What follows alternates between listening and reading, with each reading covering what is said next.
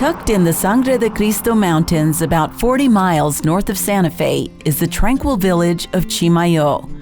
There's not a lot to it, yet it draws 300,000 visitors each year, in large part because of an adobe church that dates back to the year 1816. Photography is not allowed inside, where you find simple wooden pews and a back room with a pocito, or little well, on the floor, where many Catholics believe the dirt to be holy. El Santuario de Chimayó is now a National Historic Landmark, and while I have a deep appreciation for Spanish colonial architecture, and all things built of adobe for that matter, I came to Chimayó for a completely different reason, and that's the chili. Say what you will about the dirt here, but it turns out the soil in Chimayó produces some of the most flavorful and sought-after chili. The land has clays, and that's what gives it that sweet taste. Fidel Martinez is a fourth-generation Chimayó chili farmer. And the Chimayó chili, you can tell by the stem, you can see it. And then the tip, it has that little curve. He says you not only have to have the right soil, but the right seeds, specifically a variety called Heirloom that goes back to the early 17th century when Spaniards began settling this land. They introduced these chili peppers to the local Pueblo Indians, who quickly adopted this chili as their own. Chimayó's chili has been a staple in northern New Mexican cuisine ever since, with the seeds handed down from one generation to the next. This chili is from my parents, from 4 generations, and that's where it's. I kept some seeds, so I kept every year planting, and this is what we have today. So these days, Fidel only grows enough chili to give to family and close friends. But see, the plants are so full. Look at them; they're all big. Yeah, they're ready now. Yes, see, they're already really good. And that's good right there, boy. I lucked out. I wasn't expecting this.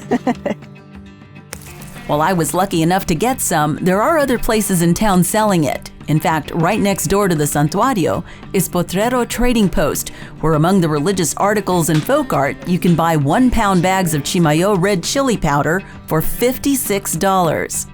Because it's such a small, thin chili, see, it's a low-yield crop.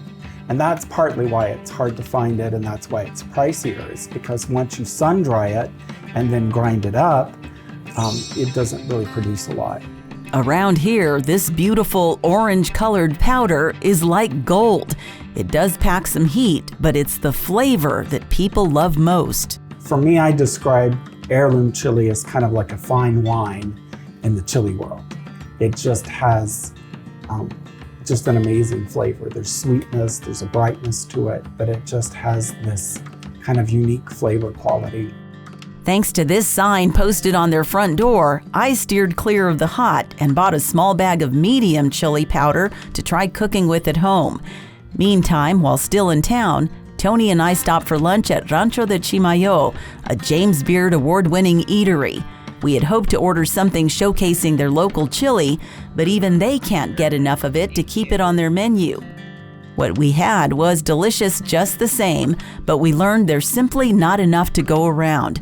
And unfortunately, as is the case whenever there's something this sought after, there are also counterfeit chilies being sold as Chimayó Heirloom. Well, I'm back home now, and I feel like I learned so much about Chimayó chili. I want to thank Fidel Martinez and his wife Loida for giving me all this wonderful chili that they grew themselves, as well as some of their heirloom seeds. I'm really looking forward to planting them here in southern New Mexico, but of course, even if they take, I can no longer officially call it Chimayó chili because it won't be grown on their soil. It should still be good though, and I'm really curious to see how that turns out. Now, a couple things that are worth talking about in case you're wondering, why is it that Chimayó is famous for its red chili and not so much its green chili? And it all goes back to that low yield crop, the fact that it's smaller, it has that thinner skin, and you can still roast it and peel it, which I actually had some and it was really good, but it's going to be more work to peel something like this than say your hatch chili, and then you get a whole lot more meat from a hatch chili, which is why this chili is famous for green. And the Chimayó chili, which is smaller, once it turns red like this and then it's dried, something very magical happens because the flavor just comes alive, and it's just a wonderful and so sought after chili. Now, another thing that I want to say is that this chili has been grown the same for hundreds of years. It hasn't been tweaked or modified in any way. It still has to be picked by hand. And that's part of the concern that a lot of farmers have, is that this is very physically hard labor.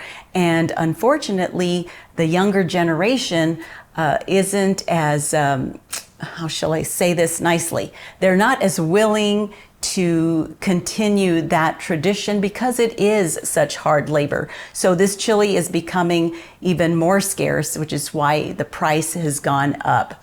Anyway, on Saturday, I am going to be sharing a recipe for a basic red chili sauce using my Chimayó chili. So I hope that you're here for that. Also want to let you know that I'm going to include in the description box, and this is not a paid endorsement in any way, but I'm going to include how you can order and have Chimayó chili shipped to you no matter where you live. So I hope that you're here for it. I look forward to hearing from you. Leave your thoughts in the comments section. Just keep it nice, because this isn't about which chili is better. In my opinion, all New Mexico chili is better. I like them all for different reasons. So anyway, feel free to leave your comments, give it a like, and subscribe if you haven't already done so. And until my next video, blessings from my kitchen to yours.